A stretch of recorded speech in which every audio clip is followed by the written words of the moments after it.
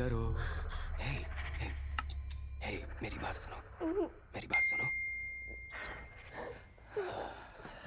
नमस्कार दोस्तों, आज हम जिस चलचित्र का वर्णन करने वाले हैं उसका नाम है द इनविटेशन, जिसका अर्थ है आमंत्रण। चलचित्र की शुरुआत में हम एक पुराने मकान को देखते हैं। उस घर में एक औरत होती है जो बहुत डरी हुई होती है। वो वहाँ से भागने की कोशिश करती है, लेकिन वहाँ पर काफी लोग हैं। उसे ये पता है कि वो यहाँ से भाग नहीं सकती, इसीलिए वो ऊपर से कूदकर अपने प्राण त्याग देती है। इस घटना के कई वर्ष बाद हम न्यूयॉर्क शहर में एक लड़की को देखते हैं जिसका नाम एलिजाबेथ है। वो अपने दोस्त के साथ थोड़ा काम करती है ताकि वो अपना जीवन निर्वाह कर सके। उसकी दोस्त उसे जांच की हुई डीएनए की एक फाइल देती है। असल में एक कंपनी है जो लोगों के डीएनए की जाँच करके पता लगा सकते हैं कि उसका दुनिया में कौन कौन पारिवारिक सदस्य है। अब घर पहुँचकर एलिजाबेथ डीएनए टेस्ट कराकर कंपनी को भेज देती है। जब उसे कुछ दिन बाद डीएनए रिपोर्ट मिलती है तो उसे पता चलता है कि उसका परिवार इंग्लैंड में रहता था और इंग्लैंड में उसका कोई चचेरा भाई भी है। उसके चचेरे भाई को ये सूचना दी जाती है कि उसकी कोई चचेरी बहन भी है। अब उसका चचेरा भाई उसे संदेश भेजता है और उसे मिलने के लिए बुलाता है। इधर एलिजाबेथ की दोस्त कहती है कि तुम्हें वहाँ नहीं जाना चाहिए, लेकिन एलिजाबेथ का इस दुनिया में कोई नहीं है, इसीलिए वो तय करती है कि वो अपने भाई से मिलने जाएगी। अब एलिजाबेथ अपने भाई से मिलने के लिए होटल में आती है। उसका चचेरा भाई एलिजाबेथ से काफी अच्छे से पेश आता है और बताता है कि हमारा खानदान बहुत अमीर है और बहुत ही जल्द हमारे घर में एक शादी होने वाली है, तुम्हें भी उस शादी में चलना चाहिए। एलिजाबेथ के पास इतने पैसे नहीं होते कि वो वहाँ जा सके।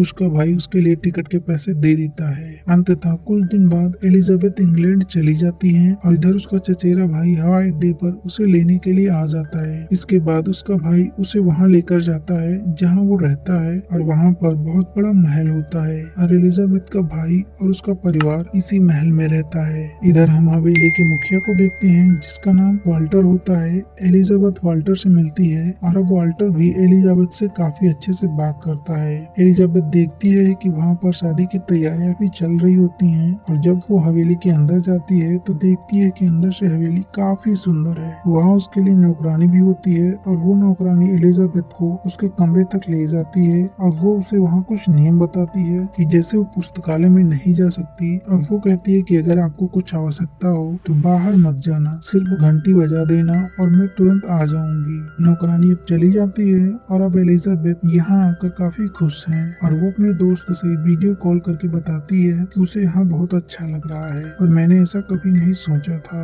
रात में वाल्टर भी एलिजाबेथ के कमरे में आता है और वो पूछता है कि आपको कोई दिक्कत तो नहीं, और वाल्टर एलिजाबेथ से ऐसे बातें कर रहा होता है जैसे वह उसे पसंद करता है। एलिजाबेथ जब शाम को दौड़ने जाती है तो वो हवेली से दूर एक घर को देखकर रुक जाती है और उसे वहाँ पर कुछ दिखाई देता है। रात में एलिजाबेथ जब सोती है तो उसे एक सपना आता है जिसमें वो डरकर उठ जाती है और अब उसे प्यास लगी होती है, इसीलिए वो बाहर आती है। तब वो देखती है कि सभी नौकरों को लाइन में खड़ा किया गया है और उनमें से एक नौकरानी को पुस्तकालय के अंदर साफ सफाई करने के लिए भेजा जाता है। तभी अचानक वहाँ पर एलिजाबेथ की नौकरानी आ जाती है और वो कहती है आपको रात के समय बाहर नहीं जाना चाहिए, और वो पानी लेने के लिए चली जाती है और एलिजाबेथ भी अपने कमरे में चली जाती है। वहीं दूसरी तरफ हम नौकरानी को देखते हैं जो पुस्तकालय की सफाई करने गई थी। जब वो सफाई कर रही होती है तो वो देखती है कि ऊपर कुछ लटका हुआ है और वो वस्तु एलिजाबेथ को अपने साथ ले जाकर मार देती है।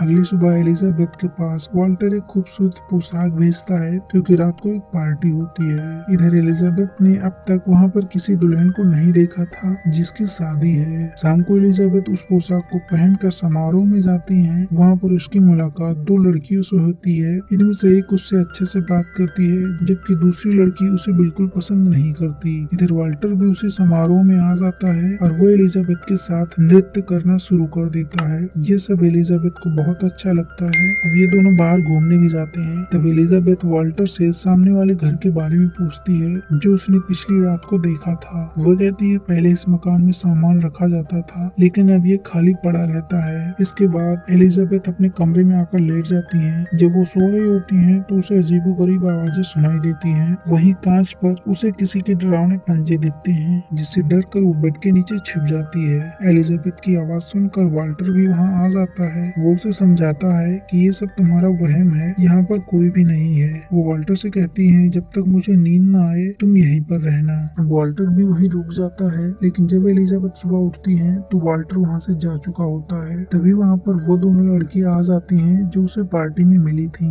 वो उसे तैयार करने के लिए अपने साथ ले जाती हैं। जब वो एलिजाबेथ के नाखून काट रही थी तभी एलिजाबेथ के हाथ से खून निकलना शुरू हो जाता है और ये देखकर एक लड़की उसका खून चूसना शुरू कर देती है। एलिजाबेथ को ये सब काफी अजीब लगता है और वो वहाँ से चली जाती है। जब एलिजाबेथ को शक होने लगता है कि यहाँ पर कुछ गड़बड़ है तब वो पुस्तकालय में जाती है और वहाँ देखती है कि उसके बारे में सारा ब्यौरा एक पेपर में लिखा रखा है और ये सब वाल्टर ने ही किया था। उसने उसका सारा ब्यौरा निकाल लिया था और ये उसे बिल्कुल अच्छा नहीं लगता। अब वो अपना सारा सामान पैक करके वहाँ से जाने लगती है। तभी वाल्टर आकर कहता है कि ये सब मैंने इसलिए किया क्योंकि मैं तुम्हें पसंद करता हूँ और मैं किसी अरे गहरे लड़की से संबंध नहीं बनाना चाहता। अब एलिजाबेथ भी वाल्टर को पसंद करती है, इसीलिए अब वो वाल्टर की बात मानकर वहाँ पर रुक जाती है। रात्रि के भोजन में सभी लोग साथ में बैठे होते हैं और वहीं पर वाल्टर ये घोषणा करता है कि वो एलिजाबेथ से शादी करेगा। एलिजाबेथ को थोड़ा अजीब तो जरूर लगता है, लेकिन अंदर ही अंदर वो काफी खुश होती हैं। अब वाल्टर अपने सभी लोगों से कहता है कि तुम लोगों ने कई सालों से हमारी सेवा की है, जिसके बदले में मैंने तुम्हें सब कुछ दिया है। तुम लोगों ने वादा किया था कि तुम मुझे 3 पत्नियां दिलाओगे, 2 तो मेरे पास हैं और अब तीसरी पत्नी एलिजाबेथ होगी और जिससे मेरी सारी शक्तियाँ और भी बढ़ जाएंगी। इसके बाद वाल्टर खून पीता है।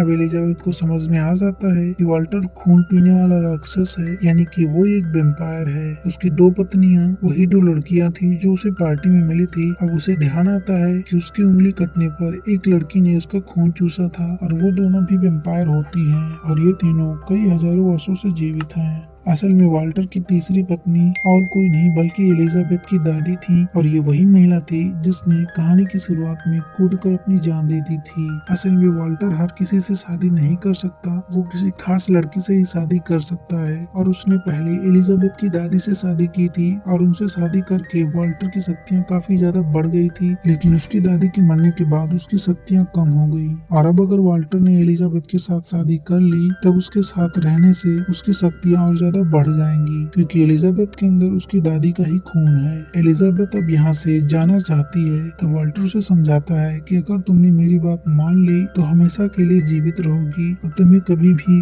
कोई बीमारी नहीं होगी और तुम्हारे अंदर बहुत सारी शक्तियाँ आ जाएंगी। लेकिन एलिजाबेथ उसकी बात नहीं मानती। तब वो सब एलिजाबेथ को कैद कर देते हैं और वाल्टर की दोनों पत्नियां उसे समझाने की कोशिश करती हैं कि शुरू में तुम्हें अजीब लगेगा, लेकिन एक बार जब तुम वेम्पायर बन जाओगी तो उसके बाद सब कुछ ठीक हो जाएगा, तुम्हें ये नई जिंदगी काफी अच्छी लगेगी। लेकिन एलिजाबेथ वेम्पायर नहीं बनना चाहती। अब वो दोनों वहाँ से चली जाती हैं। अब एलिजाबेथ की नौकरानी उसके पास आती है और वो कहती है तुम यहाँ से भाग जाओ, नहीं तो तुम्हें वेम्पायर बनाने से कोई नहीं रोक पाएगा। अब एलिजाबेथ वहाँ से भागकर उसी घर में चली जाती है जो कई वर्षों से बंद है। सबको पता चल जाता है कि एलिजाबेथ भाग गई है और उसकी मदद नौकरानी ने की है, इसीलिए उस नौकरानी को मार दिया जाता है। अब एक नौकर भी वहाँ पर आ जाता है जहाँ पर एलिजाबेथ छुपी होती है। अब वह किसी तरह उस नौकर को उसी घर में बंद करके वहाँ से भाग जाती है और वह शहर में पहुँच जाती है। वहाँ वो एक बूढ़े दंपति उससे मदद मांगती है। वो एलिजा की मदद करने के लिए मान जाते हैं और अपने घर के अंदर बुला लेते हैं। एक बूढ़ी औरत कहती है कि वो पुलिस को फोन कर रही है, फिर वो पुलिस को फोन करती है। तभी एलिजाबेथ घर में लगी एक फोटो को देखती है जिसमें वो बूढ़े दंपति वाल्टर के साथ होते हैं और अब उसे समझ में आ जाता है कि वो अब फंस चुकी है और वो सब वाल्टर के लिए काम करते हैं और उन्होंने पुलिस को नहीं बल्कि वाल्टर को ही फोन किया है। एलिजाबेथ वहाँ से भागने की कोशिश करती है, लेकिन वह औरत उसके सिर पर प्रहार करके उसे बेहोश कर देती है। जब एलिजाबेथ को होश आता है तो उसके सामने वाल्टर होता है। वो उसे समझाता है कि अगर तुम मेरी पत्नी बन गई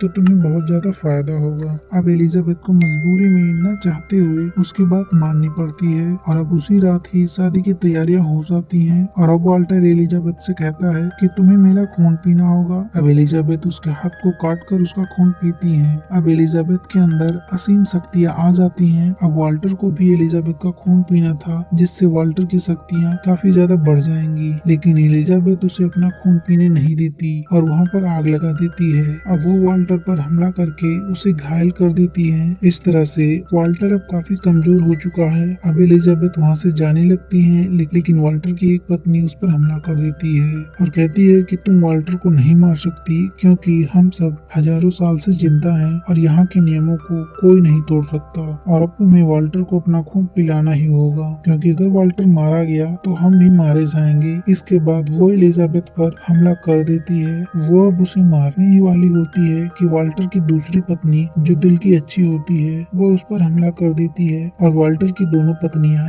एक दूसरे से लड़ने लगती हैं। वाल्टर की दूसरी पत्नी इस जिंदगी से परेशान हो चुकी थी और अब उसे मुक्ति चाहिए। ये दोनों लड़ते लड़ते खुद को मार डालते हैं और इधर वाल्टर काफी कमजोर होता है लेकिन किसी तरह वो एलिजाबेथ को पकड़ लेता है और वो उसका खून पीकर असीम शक्तियों को बढ़ाना चाहता है और वो चाहता है कि उसकी शादी उससे हो जाए लेकिन एलिजाबेथ उस पर हमला करके उसे आग में फेंक देती है। वाल्टर काफी कमजोर हो गया होता है इसीलिए वो आग में जलकर मारा जाता है और अब एलिजाबेथ यहाँ से निकल जाती है। 2 हफ्ते बाद हम देखते हैं कि एलिजाबेथ वाल्टर का खून पीने के कारण उसी की तरह वेम्पायर बन चुकी है और उसके अंदर असीम शक्तियाँ हैं और अब एलिजाबेथ उसी दोस्त के साथ मिलकर उस आदमी को ढूंढने के लिए निकल पड़ती है जो उसका चचेरा भाई बनकर उसके पास आया था ताकि वो उससे अपना बदला पूरा कर सके। इसी को दिखाते हुए यह चलचित्र ही समाप्त हो जाता है। उम्मीद करते हैं आपको ये कहानी अच्छी लगी होगी। टिप्पणी करके जरूर बताएं और ऐसी ही कहानियों के लिए चैनल की सदस्यता अवश्य लें। धन्यवाद।